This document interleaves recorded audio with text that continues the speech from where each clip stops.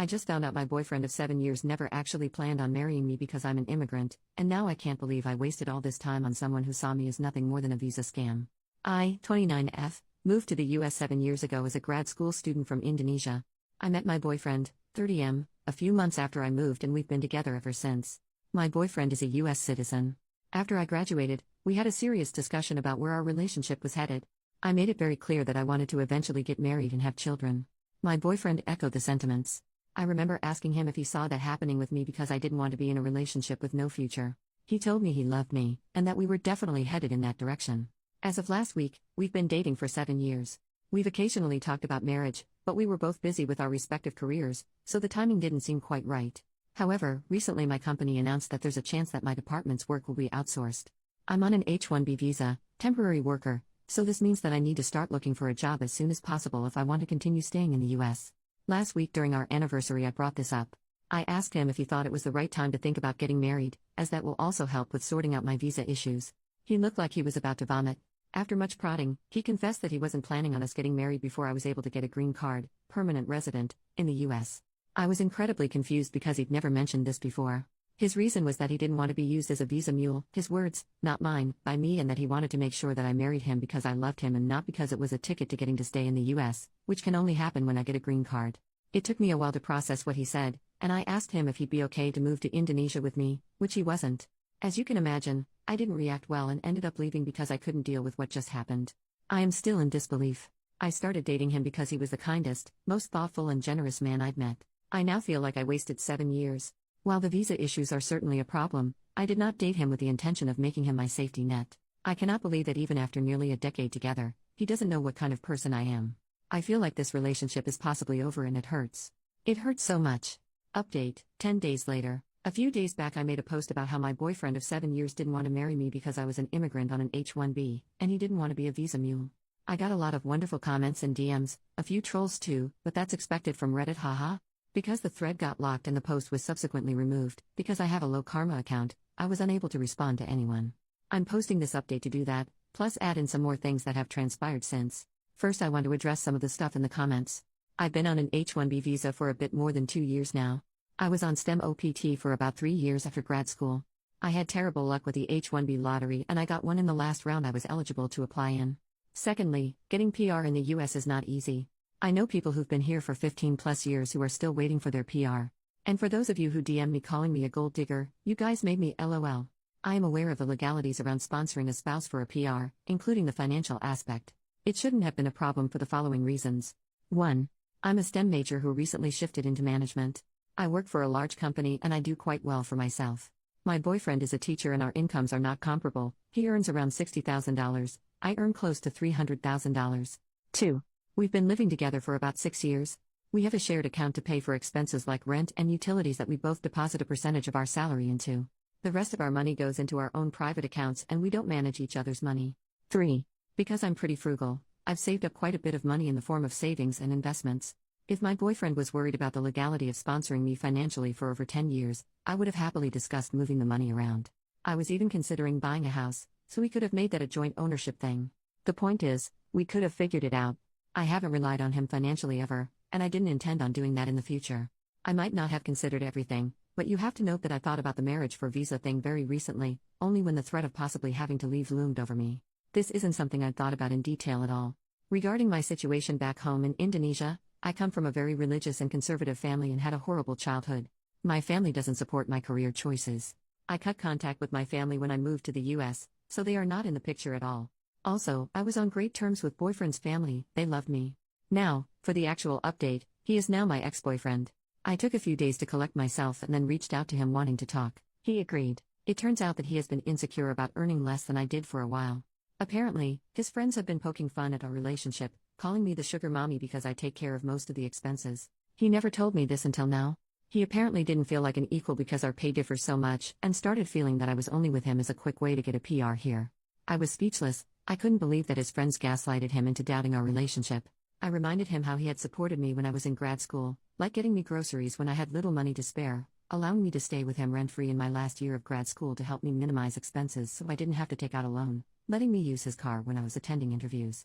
I told him that he did them because he loved me, and me taking on the majority of household expenses, since I started working, is my way of paying him back for all the things he did for me back then. He said that he gets what I'm saying, but also that he didn't expect me to start earning more than him straight off the bat. I asked if there was any chance he'd consider going to couples therapy, like some of you had suggested, and he declined because he didn't think he was being unreasonable. He said that he wanted to be the provider in a relationship and that he didn't feel like one in ours, so there's no going back from this unless I quit my job and found another that paid substantially less, which isn't going to happen.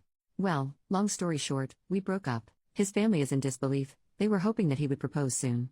I've moved into an Airbnb for now. A little bit of good news to end this update with. My company offered me a similar role in a different department. However, this is based out of France, and there's a small decrease in pay. I've always dreamed about living in Europe and I've accepted this offer. I've signed the relocation agreement, and I'll move there in the next 8 to 12 weeks. A few comments. People took apart my update to point out a discrepancy.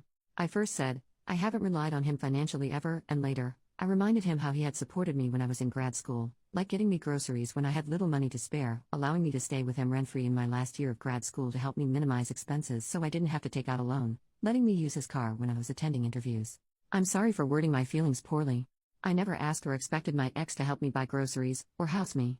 I moved to the US to pursue a tech MBA from a top 20 school, and had scholarships and student loans that were going to help me cover the cost of tuition and living expenses, so at no point did I need him to help me. I knew I was going to have a financially difficult time for 2 years, and I was prepared for this.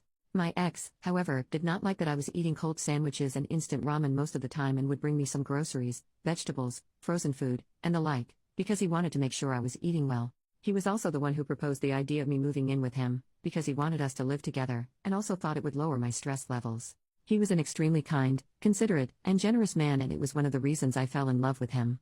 I am extremely grateful for his support. But I wasn't relying on it. Had he not done any of the above, I would have managed.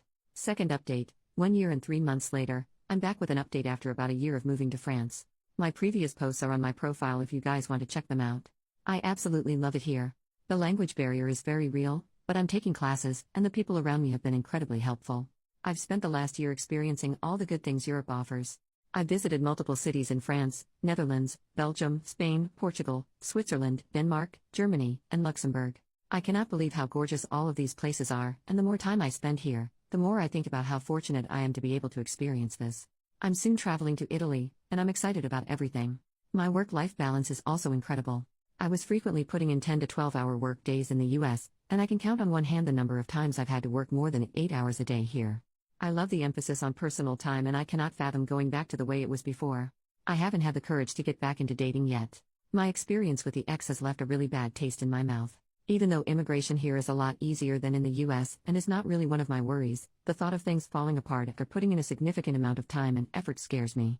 I'm considering therapy, but I haven't quite made the leap to do that yet.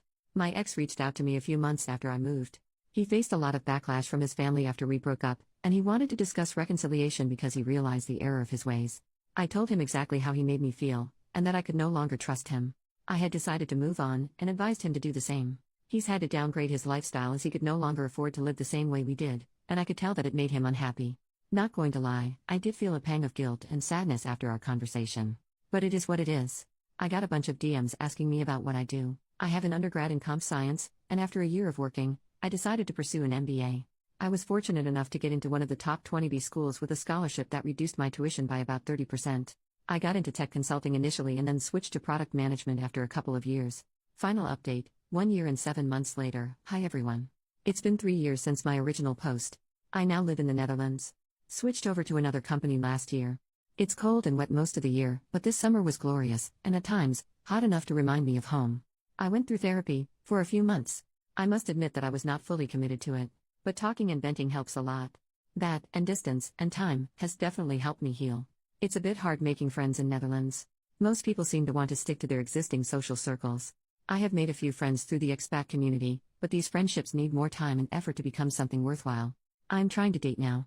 Signed up on a bunch of apps. Haven't really had a lot of success so far, but I'll keep putting myself out there. I still miss my ex sometimes, especially on days when I'm unwell. Because it reminds me of how he used to take care of me and make me congee. I miss being cared for. And no, I haven't reached out. That chapter is truly done.